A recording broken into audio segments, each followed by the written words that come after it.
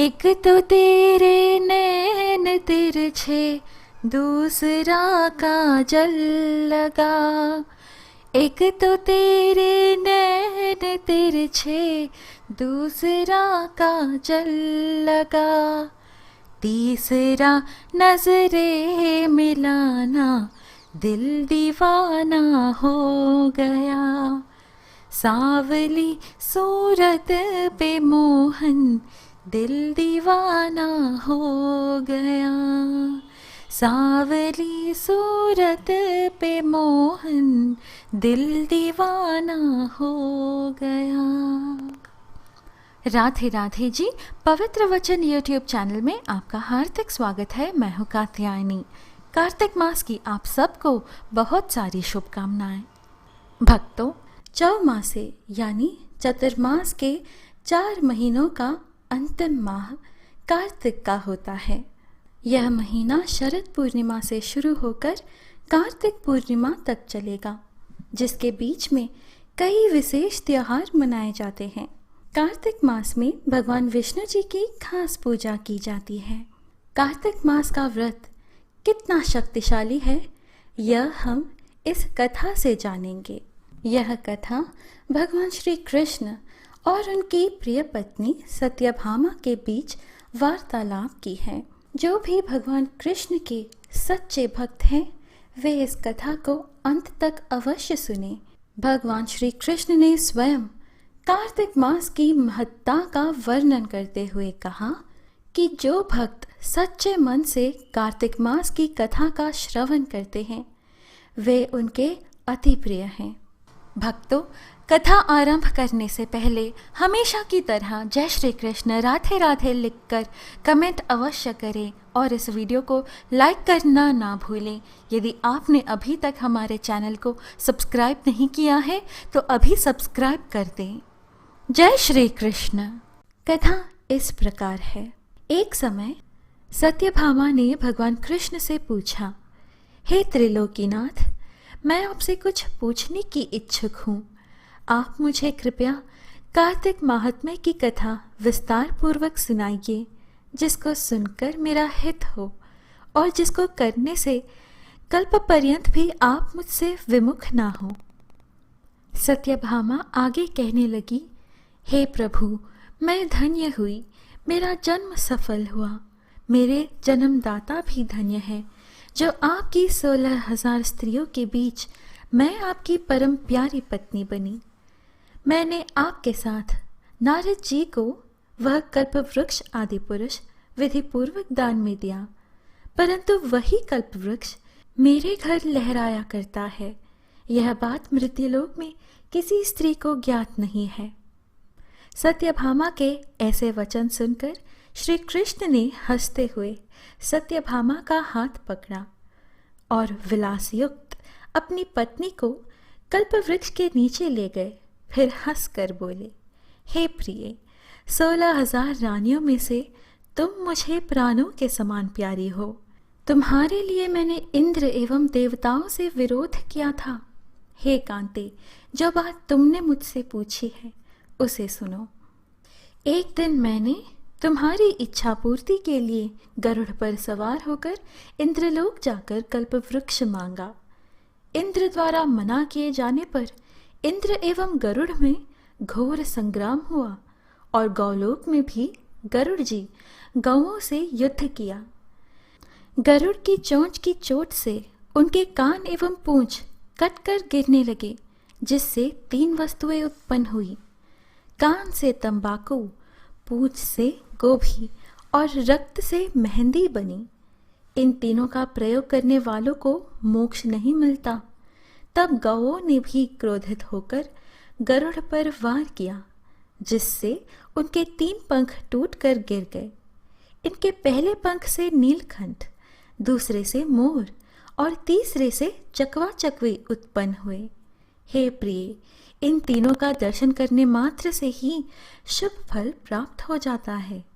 भगवान श्री कृष्ण के मन में सत्यभामा के प्रति अटूट प्रेम था। उनके वचन से यही बात प्रतीत हो रहा था। तो यह सुनकर सत्यभामा ने कहा, हे प्रभु, कृपया मुझे मेरे पूर्व जन्मों के विषय में बताइए। मैंने ऐसा कौन सा पुण्य कर्म किया था जिससे मैं आपकी अर्धांगिनी हुई? तब श्री कृष्ण भगवान कहने लगे, पूर्व समय में सतयुग के अंत में मायापुरी में अत्रि गोत्र में वेद वेदांत का ज्ञाता देव शर्मा नामक एक ब्राह्मण निवास करता था। वह प्रतिदिन अतिथियों की सेवा, हवन और सूर्य भगवान का पूजन किया करता था।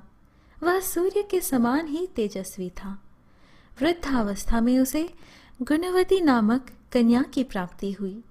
उस पुत्रहीन ब्राह्मण ने अपनी कन्या का विवाह अपने ही चंद्र नामक शिष्य के साथ कर दिया।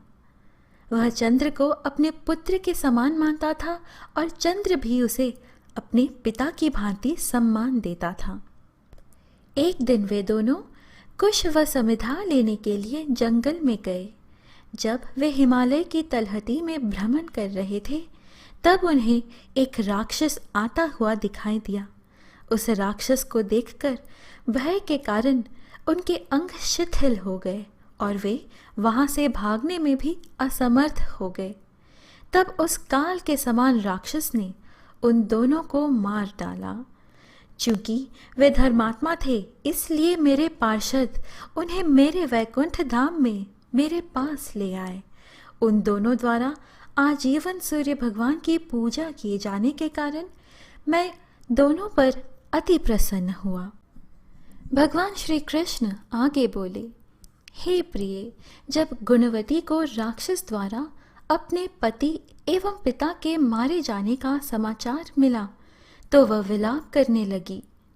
हा नाथ, हा पिता, मुझको त्याग कर तुम कहाँ चले गए? मैं अकेली स्त्री तुम्हारे बिना अब क्या करूं? अब मेरे भोजन, वस्त्र आदि की व्यवस्था कौन करेगा? घर में प्रेम पूर्वक मेरा पालन पोषण कौन करेगा? मैं कुछ भी नहीं कर सकती। मुझ विधवा की कौन रक्षा करेगा? मैं कहाँ जाऊं? मेरे पास तो अब कोई ठिकाना भी नहीं रहा।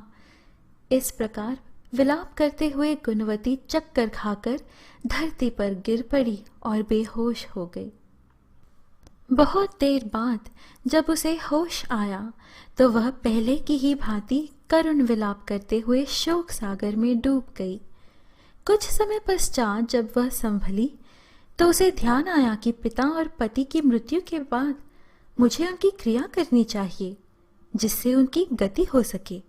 इसलिए उसने अपने घर का सारा सामान बेच दिया और उससे प्राप्त धन से उसने अपने पिता एवं पति का श्राद्ध आदि कर्म किया। तत्पश्चात वह उसी नगर में रहते हुए 8 पहर भगवान विष्णु की भक्ति करने लगी। उसने मृत्यु पर्यंत तक नियम पूर्वक सभी एकादशियों का व्रत और कार्तिक महीने में उपवास एवं व्रत किए। हे प्रिय, एकादशी और कार्तिक व्रत मुझे बहुत ही प्रिय हैं। इनसे मुक्ति, भुक्ति, पुत्र तथा संपत्ति प्राप्त होती है। कार्तिक मास में जब तुला राशि पर सूर्य आता है तब ब्रह्म मुहूर्त में उठकर स्नान करने व व्रत व उपवास करने वाले मनुष्य मुझे बहुत प्रिय हैं, क्योंकि यदि उन्होंने पाप भी किए हों तो भी स्नान व व्रत के प्रभाव से उन्हें मोक्ष प्राप्त हो जाता है। कार्तिक में स्नान, जागरण, दीपदान तथा तुलसी के पौधे की रक्षा करने वाले मनुष्य साक्षात भगवान विष्णु के समान हैं। कार्तिक मास में मंदिर में झाड़ू लगाने वाले, स्वस्तिक बनाने वाले तथा भगवान विष्णु की पूजा करने वाले मनुष्य जन्म मरण के चक्कर से छुटकारा पा जाते हैं। यह सुनकर गुणवती भी प्रतिवर्ष श्रद्धा पूर्वक कार्तिक का व्रत और भगवान विष्णु की पूजा करने लगी।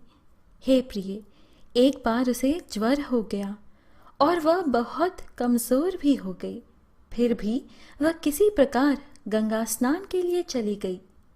गंगा तक तो वह पहुंच गई, परंतु शीत के कारण वह बुरी तरह से कांप रही थी।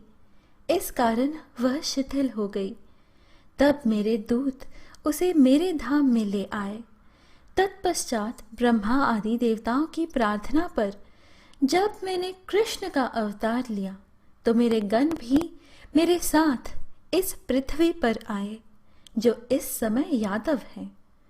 तुम्हारे पिता पूर्व जन्म में देव शर्मा थे, तो इस समय सत्राजित हैं। पूर्व जन्म में चंद्र शर्मा, जो तुम्हारा पति था, वह डाकू है, और हे देवी, तू ही वह गुणवती है। कार्तिक व्रत के प्रभाव के कारण ही तू मेरी अर्धांगिनी हुई है। पूर्व जन्म में तुमने मेरे मंदिर के द्वार पर तुलसी का पौधा लगाया था। इस समय वह तेरे महलों के आंगन में कल्प वृक्ष के रूप में विद्यमान है। उस जन्म में जो तुमने दीपदान किया था, उसी कारण तुम्हारी देह इतनी सुंदर है, और तुम्हारे घर में साक्षात लक्ष्मी का वास है। क्योंकि तुमने पूर्व जन्म में अपने सभी व्रतों का फल पति स्वरूप विष्णु को अर्पित किया था, उसी के प्रभाव से इस जन्म में तुम मेरी प्रिय पत्नी हुई हो। पूर्व जन्म में तुमने नियम पूर्वक जो कार्तिक मास का व्रत किया था, उसी के कारण मेरा और तुम्हारा कभी वियोग नहीं होगा। इस प्रकार कार्तिक मास में व्रत आदि करने वाले मनुष्य मुझे तुम्हारे समान प्रिय हैं। दूसरे जप तप यज्ञ दान आदि करने से प्राप्त फल कार्तिक मास में किए गए व्रत के फल से बहुत थोड़ा होता है, अर्थात कार्तिक मास के व्रतों का 16वां भाग भी नहीं होता है। भक्तों, यह है कार्तिक मास महात्म्य की कथा। आशा है आपको हमारी यह प्रस्तुति अच्छी लगी। जय श्री कृष्ण लिखकर कमेंट करके इस वीडियो को लाइक करना ना भूलें।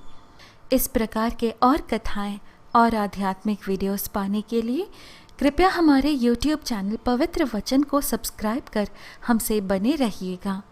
अब मुझे अनुमति दीजिए, फिर मिलेंगे अगली वीडियो में। जय श्री कृष्ण, राधे राधे।